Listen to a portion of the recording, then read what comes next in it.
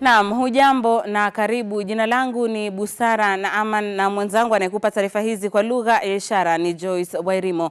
Na mtazamaji, siasa za kupigia upato mabadiliko ya katiba kupitia ripoti ya BBI zilishamiri katika siku ya tatu, huku Rais Uhuru Kenyatta akizungumza yaliyo moyoni huko Sagana. Hii leo amemlaumu aliyekuwa gavana wa Nairobi Mike Sonko kwa kufeli katika majukumu yake. Wakati huo amewataka vijana kuwa mstari wa mbele kuhakikisha kwamba kuna uongozi bora wa taifa la Kenya. Mwanahabari Lucy Riley na mengi zaidi. Siku ya tatu ya ziara ya Rais Kenyatta eneo la Mlima Kenya, huku akitumia nafasi hiyo kumpiga vijembe aliyekuwa gavana wa Nairobi Mike Sonko Mbuvi na kusema kuwa hakutekeleza majukumu yake na aliepuka usaidizi wa rais. What this country requires is institutional change. It is a change of mindset. It is a change to liberate our people, their minds, to liberate them, to be able to be self-sufficient and independent. That is what the meaning of true independence is. Not to be dependents. Mkutano wa Kenyatta unajiri wakati kukiwa na mvutano mkali kuhusu mabadiliko ya ratiba, hususan ripoti ya BBI, huku akiwaambia vijana kuwa wao ndio viongozi wa maisha ya usoni. Another 20 years, these people will not be there. It will be you people. Alone. Yeah? So if you don't work today to prepare for them, how are you going to handle? Yeah? Because you shall be the leaders. If it is difficult today for us to handle 47 million people, how are you going to handle 89 million people? Rais aliendelea kutetea ripoti ya BBI akisema kuwa viongozi waliomo hawatakaa kwenye usukani kwa muda mrefu. Mzigo ule mkubwa ama gurudumu ile ambayo itakuwa ya muhimu kusukuma gari ambayo tunaiita Kenya mbele na kuhakikisha ya kwamba tutaweza tufike Kanani pamoja ni nyinyi. Nikiripotia Mwanga wa Ebru, jina langu ni Lucy Riley.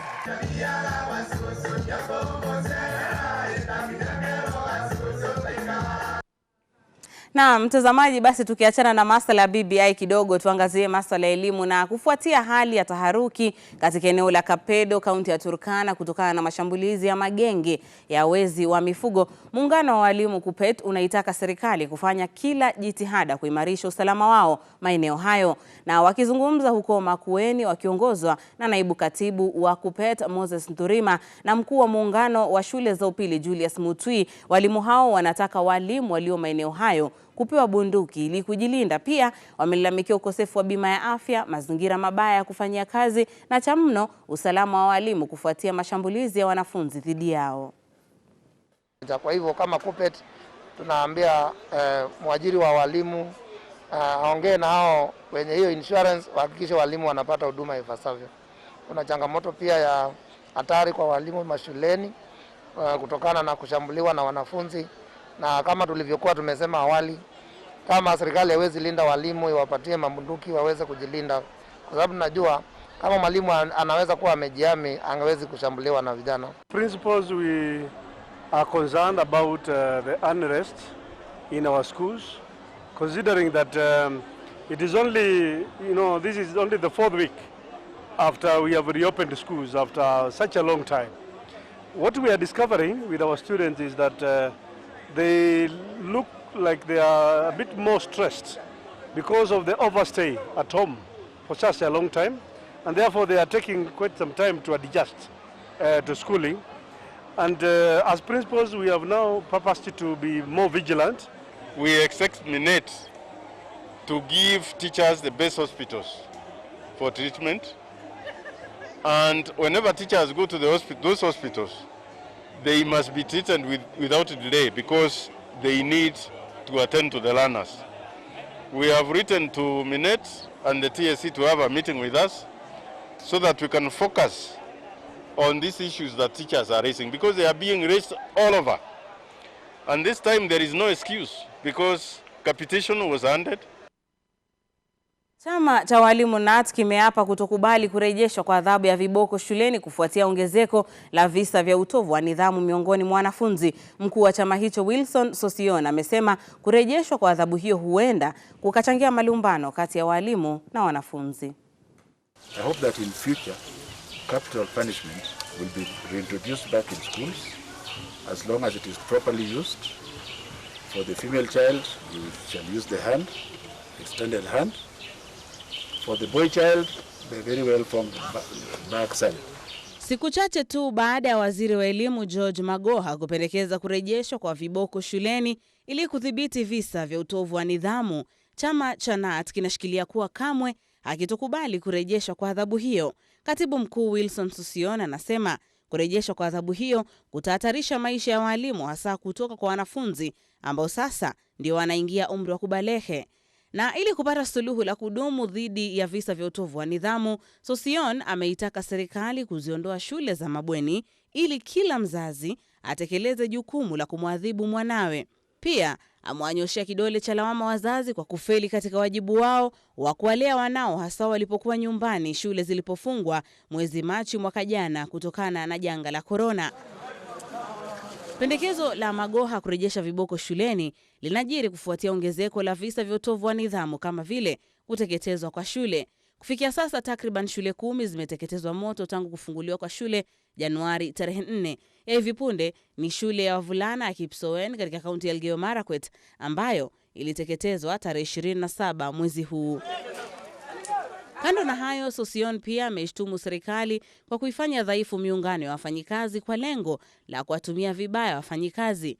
Amemtaka Rais Uhuru Kenyatta kuingilia kati ili kumaliza malumbano kati ya NAT na tume ya kuajiri walimu TSC. I'm telling the president, you have a liar for a chief executive officer of TSC, and this liar is putting the teachers in a collision course with the government. It is time we speak the truth. The Bible says, speak ye the truth, and the truth will set you free. The truth is, we have a wrong person for the chief executive of TSC.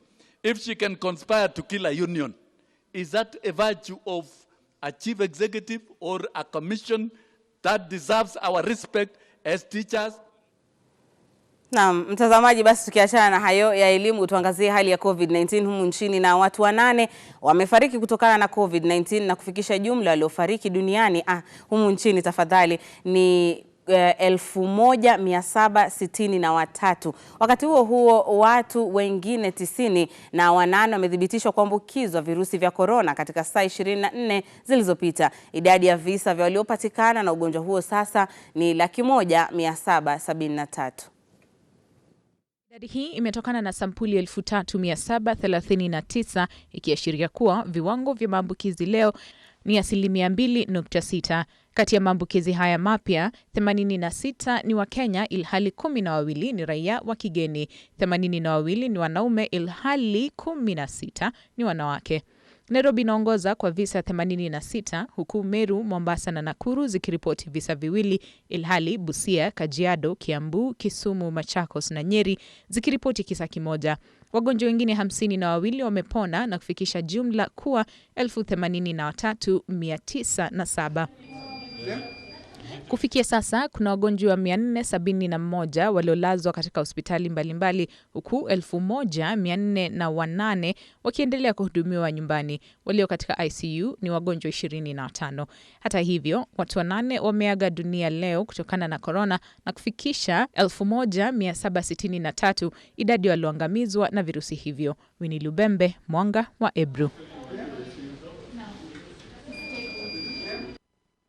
Na mtazamaji, huku matayarisho ya kuadhimisha siku ya maeneo yaliyo na chemichemi za maji kama vile maziwa, mito na bahari, wito umetolewa kwa Wakenya kuhifadhi mazingira hayo na kuepuka kutupa taka hasa za plastiki ili kuwalinda viumbe wa majini. Akizungumza katika kaunti ya Kilifi, mwenyekiti wa NEMA John Konchela ametoa onyo kali dhidi ya wale walio na hulka kutupa taka ovyo. Akiandamana na mkuu wa kitengo cha mazingira Kilifi Mariam Jenebi na afisa wa wanyama Munene Kairu, wametoa wito kwa Wakenya kutotupa plastiki ya baharini. Hafla ya mwaka huu itafanyika Sabaki huko Malindi, kaunti ya Kilifi, ikitarajiwa kuongozwa na waziri wa mazingira Keriako Tobiko. Na tungependa tu kama NEMA kuambia wananchi wachunge mazingira yao, kwa maana mazingira ni yetu zote. Tukiharibu mazingira tutaumia sisi zote. NEMA itachukua sheria kwa ukali sana kuhakikisha ya kwamba wala ambao wanachafua mazingira wanakabwa. Na tungependa kufanya ushirikiano sana na county government na interior. Tukipata watu ambao wanafanya hivi vitu ya kuchafua mazingira ovyo ovyo, wanaswe na wachukuliwe kotini na kupigwa ile fine ambayo inatakikana. Hizi chupa hazikuletwa na ndege, hazikuletwa na hippos, hazikuletwa na ng'ombe, hazikuletwa na birds ama samaki. Hizi chupa zimeletwa na binadamu kama sisi. Kwa hivyo tunawaomba binadamu wenzetu wanaoishi wanaoenda kutembea mabichi, kama ni watalii, kama ni wa binadamu ambao ni sisi wenyewe wa Kenya, tunawaambia kwa unyenyekevu, tafadhalini unapotumia plastiki yoyote, hakikisha unaipeleka kwa collection point, inabebwa inapelekwa kwa dumping site. Tumechoka kila siku kusafishia watu beaches, tumechoka kusafisha miji, tunasafisha wanafanya irresponsible behavior. Tunasafisha wanaregelea hivyo hivyo. Kwa hivyo Bwana Konchela, nataka utusaidie hapa. Kenya ama NEMA iweke sheria kali sana.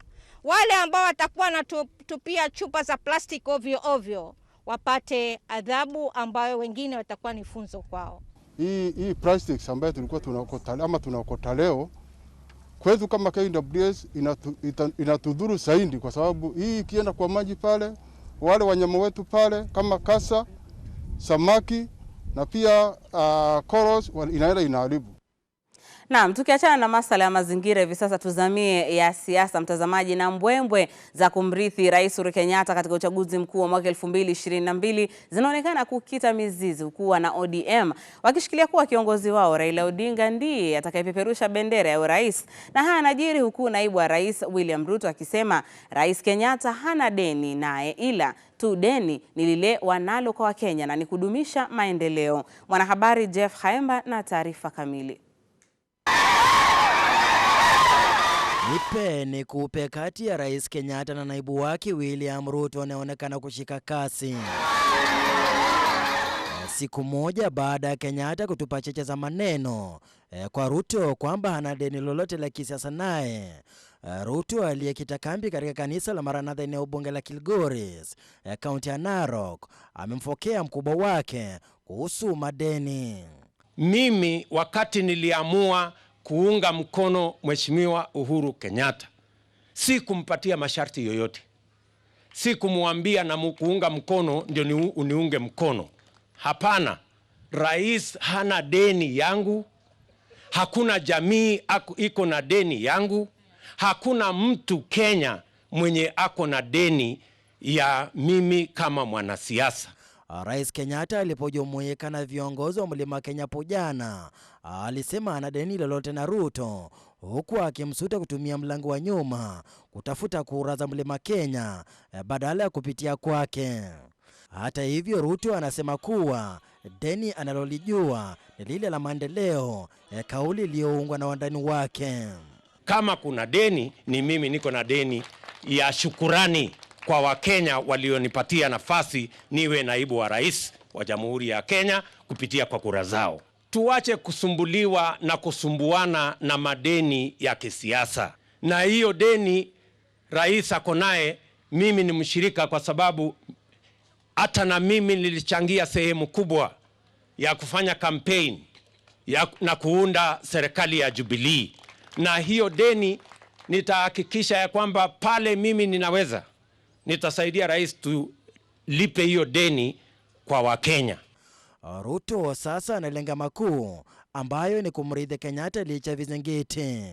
Kizingiti kiko kwa Ruto ni muungano wa Kenyatta na kinara wa chama cha ODM Raila Odinga. Odinga yumo mbioni kuchukua usukani kutoka kwa Kenyatta, huku wandani wake wakiongozwa na mwenyekiti wa ODM kaunti ya Nairobi George Ladwa na aliyekuwa mbunge wa Makadara Ruben Ndolo wakimsukuma kuwa debeni. Wale watatuma maombi kwa ODM watume maombi. Wakituma maombi kwa marais, tumeona Oparanya ametuma, tumeona Joe ametuma. Sisi tuna kiongozi mmoja peke yake. Nataka uelewe kama mwenyekiti wa ODM hapa Nairobi. Mimi ni mjumbe, nitakuwa katika hiyo conference ya kuteua. Kiongozi wetu wa ODM ni mmoja na ambaye tutampatia bendera ya ODM ni Raila Amolo Odinga. Wengine wanastaafu wafanye kazi zingine. Kuanzia next week mtaona ile maajabu tutafanya. Tutaingia, kama ni Murang'a tutaingia. Kama ni Nyeri tutaingia. Kama ni Sagana tutaingia. Kama kila pahali tutaingia. Hata Sugoi kwake tutaenda. Naye mwakilishi wa kike kaunti ya Nairobi Esther Passaris aliyejiunga na waumini kuadhimisha miaka miwili katika kanisa la Jesus Culture Ministries vile alipigia upato mchakato wa BBI, huku akimsuta naibu wa rais William Ruto kuwagawanya wa Kenya katika misingi ya matajiri na maskini. So when you're taking advantage of poverty to do the wrong thing and steer the population into the wrong direction, then you pay the price. Because what was done in Githurai, again now, you're going to have a situation where politicians are going to be trying to outsmart each other. Baba and Uhuru do not want that kind of politics, and that's why they want the BBI. So that we don't have a politics where we're using the population to do the wrong thing. And what happened in Githurai was obviously misusing the youth, giving them a few handouts and getting them to stone their leaders. Iwapo Odinga ataingia kwenye kipute, bila shaka huenda kamenyana na kinara wa chama cha Musalia Mudavadi. That when it comes to the decision of voting, let us make sure we interrogate and then vote. Let us move away from this tendency of voting and then interrogating after. That is the mistake we have been making in so many critical situations. Musalia aliyejiunga na waumini katika kanisa la The House of Grace eneo la Lang'ata, kaunti ya Nairobi, amesema Liwaliwala atakuwa debeni, huku akimrai Odinga kumuunga mkono. Because if we have more of those that are righteous and believe in God, then Kenya becomes a better place and the world becomes a better place. Musalia anakisiwa kuwa mbioni kuunda muungano na mwenyekiti wa KANU Gideon Moi, Kalonzo Musyoka Wiper na Moses Wetangula Ford Kenya. Kauli mbiu ni iwapo muungano huo utaweza kuzaa matunda iwapo Odinga atakuwa debeni. Nikiripotia Mwanga wa Ebru, jina langu ni Jeff Khaemba. Na kinara wa ODM Raila Odinga amempiga vijembe naibu wa rais William Ruto kama jibu la matamshi aliyotamka kumsuta Raila. Akizungumza katika kaunti ya Vihiga alikokuwa akipigia debe ripoti ya BBI miongoni mwa vijana, amepuuzilia mbali madai kuwa uhusiano mzuri baina yake na rais ndio chanzo kikuu cha kusitisha miradi ya serikali ya Jubilee. Mwanahabari wetu Aziza Hashim na maelezo zaidi. Kinara wa ODM Raila Odinga alipeleka kampeni za BBI katika kaunti ya Vihiga, huku akiichambua na kuipigia debe miongoni mwa vijana wa kaunti hiyo. Raila amepuuzilia mbali madai ya naibu wa rais William Ruto kwamba handshake ndio chanzo kikuu ambacho kimesitisha miradi ya serikali ya Jubilee. Sisi tunasema nyinyi mmekuwa huko, sisi hatujakuwa kwa serikali. Sisi tuko nje, tunafanya tu ushauri. Ati ODM imekuwa ndani ya serikali. Nani wa ODM yuko waziri? Maana waziri wa ODM unipatie jina. Umeona hiyo? Aidha, Raila amemkashifu Ruto na kumwambia ubebe msalaba wake. Wewe ndio huko juu kule mbaya unasema kama mambo imeenda mbaya ni wewe na rais. Baadaye sasa unaanza kusema makosa yote ni ya rais peke yake. Wewe uko wapi? Unasema wewe ndio mshauri yake. Ati wewe ndio unamshauri sawa sawa. Mambo imeenda mrama namna gani? Raila aliipigia debe BBI akisema inalenga kuimarisha uchumi, huku ikiwapatia vijana fursa ya kupata rasilimali za kibiashara. That's why we are creating youth development fund in the BBI. So that youth can be able to access capital and use that capital to be able to create wealth. And that capital must be cheap and affordable, accessible, affordable. Gavana wa Kakamega Wycliffe Oparanya pia amemsuta naibu wa rais kwa kile anachosema ni kuwalaghai vijana na mikokoteni licha ya ahadi nyingi ambazo hawajakamilisha kama Jubilee. And we cannot develop this country when we are telling our youth the only thing we can do for you is to give you wheelbarrows. Na unasema kazi ni kazi. Kwa upande wake, gavana wa Vihiga Wilbur Otichilo amemhakikishia Raila kwamba serikali yake ya kaunti itaunga mkono agenda ya BBI. So I want to support BBI, and I believe when the assembly opens next week, that will be the agenda. And I'm meeting them next week to ensure that the first agenda should be the BBI. Nikiripotia Mwanga wa Ebru, jina langu ni Aziza Hashim. Naam, tukiondoka Vihiga na tukiachana na masuala ya siasa, tuelekee katika kaunti ya Murang'a, na mwanamume mmoja katika kijiji cha Ndakaini analilia haki kwa ajili ya hasara na ukadiria baada ya bomba la maji ya kampuni ya maji ya Gitanga kupasukia kwenye shamba lake na kusababisha mmomonyoko wa udongo. Mkulima huyo anasema tukio hilo limetokana na kutowajibika kwa kampuni hiyo. Basi mwanahabari Aziza Hashim anarejea tena na taarifa hiyo. Mkulima mmoja katika kaunti ya Murang'a amelalamikia hali mbaya anayopitia baada ya bomba la maji kupasukia kwenye shamba lake. After their pipe burst, that water started seeping into our farm and caused a major landslide because the water had been flowing for more than 26 hours. Kuria amesema kuwa hasara anayokadiria haimithiliki, kwani amepoteza mamilioni ya pesa kutokana na kubebwa kwa mavuno yake yote. Ameongeza kuwa wafanyikazi wake pia wamegawa na hofu ya mmomonyoko wa udongo kutokea kwa kuwa nyumba zao zinapakana na shamba lake. The area where the water has the landslide has happened is like half an acre, and there is a major crack towards my left where there is the tea plantation, and where I've planted some tea, where it looks like we may lose another 1 acre because the impending rains, and because the land is weak and it was occasioned by that Katanga water seeping into our farm, it will destroy the farm completely. Wale watoto wangu ni wadogo na kuna mtaro kubwa sana hapa. Hata ile nyumba tunakaa hatuoni kama itadumu, sababu mvua ikinyesha kama saa hizi hiyo nyumba itaanza kucrack.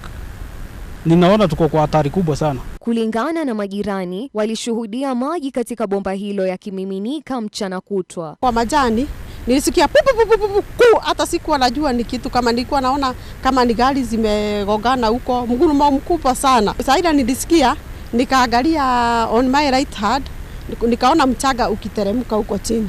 Kuona mchanga ukiteremka huko chini, ndivyo tulikuwa tumekaa hapa, mahali pale nilikuwa nimesimama, tukaanza sasa na mama mwingine kupiga mayowe kidogo, kwa sababu hatujawahi ona kitu kama hiyo tena huku kwetu. Vile kumefanyika hapa, nataka tu serikali ikuje iangalie vile kunakaa, kwa sababu tuko na shida mingi sana. Na hii maji ilitoka kwa barabara, sio mvua ilinyesha, ni maji ilitoka kwa mfereji ile kubwa main tap hapa kwa barabara, ikatoboka ikaleta maji kwa hii shamba, na hii shamba ikaharibiwa kabisa. Hata kumeharibiwa karibu eka 2. Sasa tunataka tu kusaidiwa tu.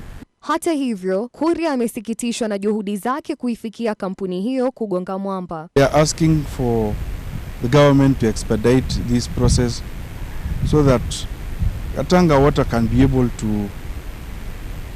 be put to know that their water has really messed up with our land. Kuthibitisha usemi wake, tulijaribu kuifikia kampuni hiyo, lakini juhudi zetu pia zikaambulia patupu. Nikiripotia Mwanga wa Ebru, jina langu ni Aziza Hashim. Naam, karibu kwenye Ebru michezo. Na Sunderland Samba waliwakamata na kuwasasambua Mathare United Women mabao 5-1. Pambano la kombe la FKF kwa kina dada hatua 32 ugani ligi ndogo katika kaunti ya Nairobi. Winfrida Kerubo alifungua kinywa cha mabao katika dakika ya 12 akiwapa Sunderland Samba uongozi, ila Mathare wakasawazisha dakika moja baadaye kupitia Gladys Akoth. Kabla ya kipenga cha kutamatisha kipindi cha kwanza kupulizwa, Angela Mirenja aliweka Sunderland Samba kifua mbele mabao 2-1 kabla ya mabao mengine mabao kutesa nyavu za Mathare United Women kipindi cha pili. Katika mechi nyingine, Kibera Soccer Ladies walijikatia nafasi ya kutua katika hatua ya 16 bora, na hii ni kwa hisani ya mabao 2-1 dhidi ya Kangemi Starlets. Na bingwa wa mbio za mita 1500 bara Afrika Robert Kiprop na chipukizi Daisy Cherotich waliibuka washindi wa mbio za nyika za awamu ya 30 za Discovery zilizoandaliwa Eldoret hii leo. Kiprop aliibuka mshindi ndani ya dakika 30 sekunde 17.8 akiwapiku wenzake katika mbio za kilomita 10, naye Nicholas Kimeli akija wa pili ndani ya muda wa dakika 30 sekunde 20.8 na mshindi wa nishani ya shaba Ronex Kipruto alimaliza wa 5. Katika mbio za kinadada kilomita 10, Daisy Cherotich alitamba katika kiasi cha kuibuka bingwa ndani ya muda wa dakika 33 sekunde 53.6 akiwapiku wenzake akiwemo Marion Jepngetich. Mbio hizi zilitumika kusaka kikosi ambacho kitawasilisha Kenya katika eneo la Central Rift katika mbio za nyika za kitaifa ambazo zitaandaliwa Februari 13 ugani Ngong Race Course. National natarajia niingie team, but ni uwezo wa Mungu bado. Kila kitu ni kuvumilia na weke Mungu mbele.